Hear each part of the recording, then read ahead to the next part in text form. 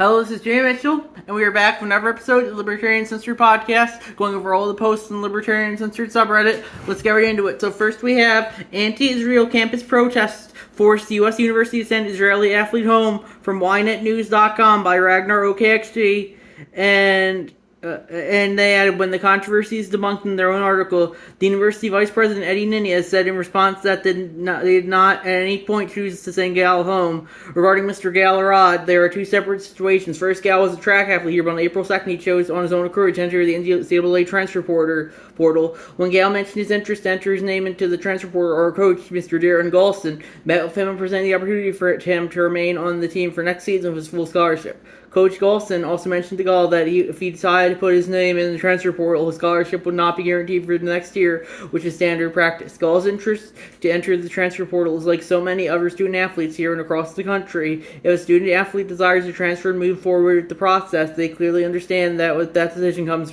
certain ramifications that they must agree to prior to officially entering the NCAA transfer portal. Second, regarding your statement about Gall being sent home to the university is not factual. Mr. Rod asked to be sent home as soon as possible, as he did not feel safe being here. As you are probably well aware, the University of New Mexico is no different than what most colleges are facing in regards to protest. I should not speak to what Mr. Rod was feeling when we supported him on the decision to go back home. So, again, at no point did we should send him home. We supported his decision, also funded the opportunity for him to be able to travel back home.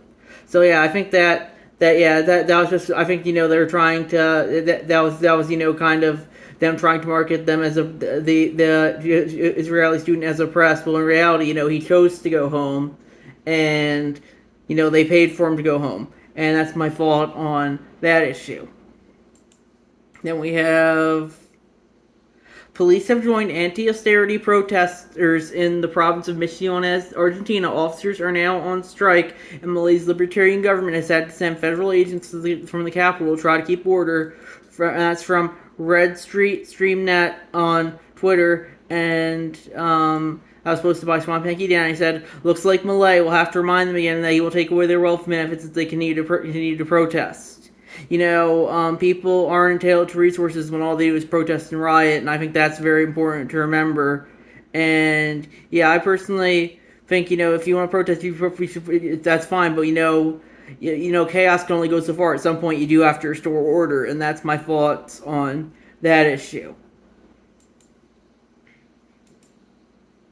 Then we have Ron DeSantis proves freedom means something else in Florida with draconian Department of Transportation bridge lighting mandate from jalopnik.com by Tom 13, and they added, "Yep, it's the authoritarian quote-unquote freedom to express any sort of LGBTQ plus support." And I said, I think the problem is that it's the government endorsing one ideology a bit too heavily. There's a reason you can't really do this anymore. I linked this photo from the 1950s about when New York had a bunch of crosses lit up on its skyscrapers. And then I said, I think that private individuals should be able to light up their buildings however they feel like, but the point I was making is that when the state decides to light things up, it's explicitly endorsing that thing. The biggest problem with people who have LGBTQ today is that they can't seem to keep it to themselves, and doing stuff like lighting a bridge in rainbow flag colors and painting pride flags on the street gets on people's nerves, and it's all over the media as well. If Christianity was treated like LGBTQ is currently, people, like most Redditors, would be first in line yelling about Christo-fascism, So that's my point, it's kind of there, Be whatever you want to be. My point was that when you use state power to push that, it's not libertarian. I would say that goes for like Christmas lights and as well. And that's my, even though Christmas is basically a secular holiday at this point in the U.S., it's still inherently a religious holiday, and that's important to remember as well. And that's my thought on that issue. Then we have Reddit in a nutshell, a cross post from the r/atheism subreddit. And I posted that, and that was a guy who posted, "I'm an atheist, but I pray that Donald Trump dies of natural causes for the election." And I said, "Orange Man bad is one of the main tenets of the Reddit religion. Right up there with LGBT good, you good, and capitalism bad. Can't forget current thing good as well. Also, vote blue no matter who." And that's my thoughts on that issue. Yeah, I definitely do. I definitely don't like Donald Trump, but I don't make it a religious thing.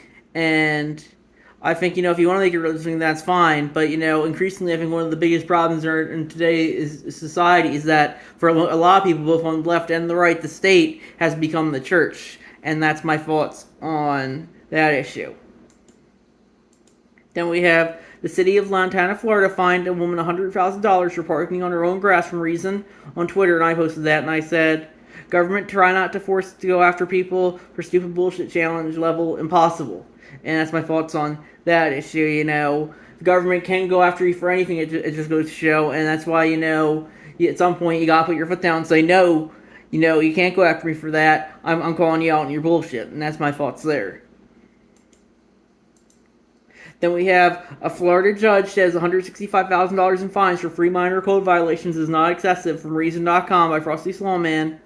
And, I definitely do think, that is excessive, but ultimately, that's, again, the state saying, can define words however it feels like and do whatever it wants to since it has a monopoly of force on its side. And sometimes you gotta say, no, I'm standing up for myself, and I'm not gonna take this shit.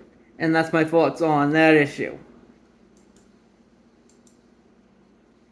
Then we have another provocative flag was flown at another Alito home from NewYorkTimes.com by Swampy Dan, and I said, with the way the NYT is treating it, you think it would be the Nazi or the Nazi flag or the Confederate flag, and that's my thoughts on that issue. It's an old flag from apparently the Revolutionary War days. That's it's the Appeal to Heaven flag, and I personally, I don't know if I would fly that flag, but I definitely think people should be able to fly whatever flags they want to, and that's my thoughts on that issue.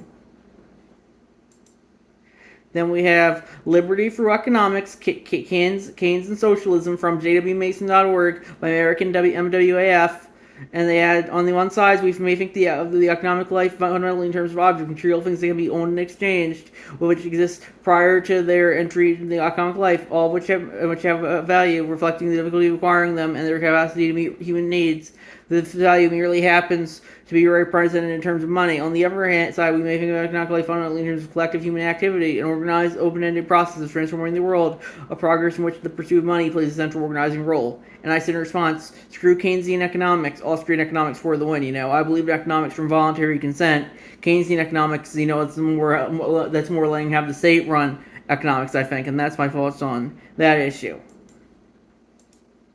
Then we have Argentine labor feels the pain of President Milei's cuts. The only people not hurting the people that don't work, capitalists, from theartnewspaper.com by American MWAF. And I definitely do think it's not it's not perfect currently, but I do think it's definitely getting better. And this is just another hit piece on Milei because they don't like how he's not a Marxist. And that's my thought on that issue. Then we have Javier Milei turns talk on new free market economics book into rock performance from NBCNews.com by Ninja Lover. And they had Whistles Thompson chance of his political slogan, "Long live liberty, damn it," filled the theater. And I definitely would agree with that. We gotta support liberty. And I'm glad that, a lot of Argentinian people are supporting Milei. I definitely do think, they just put him on the cover of Time magazine as well. Hopefully he's a good gateway to people to turn libertarianism more mainstream, and that's my thoughts on that issue. Then we have a Trump versus Biden rematch is not what the U.S. needs, but is 100% what it deserves, and as Arthur Fleck so eloquently put it, you get what you fucking deserve, and that was a tweet that I made, and I posted that as well. I definitely don't think the U.S. should have Trump versus Biden again, but it seems like the whole country outside of the Republican voters in Vermont and D.C. and Democratic voters in American Samoa want it, and that's why, ultimately, you get what you deserve, and that the U.S. politics is very much that I would say. That's my thoughts on that issue. Then we have Inside the Libertarian Party's decision to host a Trump speech from Reason.com by Nuance Matters, and they added, to many in the LP who oppose the move, the Trump booking be seen as pure cuckery, summoning an alpha male to manhandle their own voters while they watch impotent and fraud. The flip side of that notion is exactly what many thought leaders from McCarthy's faction, Mises Caucus, portrayed them. This is the most baller move possible. What real libertarian would be so weak-willed as to be swayed by a charismatic status like Trump? And I personally wouldn't have Trump there if I was in charge, but it'll be interesting, I'll tell you that, and that's my thoughts on that issue.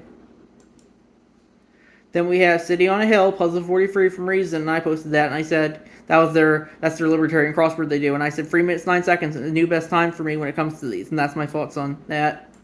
Then we have up to half of UCLA medical students now fail basic tests of medical competence from John Kroschauer on Twitter, and that was linked to the article he wrote on the subject in the Washington Free Beacon. Failed medical school have racial preferences supposedly outlawed in California have persisted at UCLA. Up to half of UCLA medical students now feel basic test medical competence, with lawyers say affirmative action legal in California since 1996 is to blame. And my thoughts on that were, it really seems to be the direction universities are heading. Soon they will be nothing more than glorified elementary schools if they aren't already. And that's my thoughts on that issue. And then finally we have Trump says Putin will release detained reporter Evan Gershkovich for me, but not for anyone else. And that's from Clorox, the post from the Salon.com. And yeah, it just goes. I definitely do think, I wouldn't, I don't think they would do so, but I guess I guess we'd have to see if he gets elected, and then if they release him, and that's my thoughts on that issue. And I think we're gonna wrap it up there. I'll see you guys in the next episode. Bye.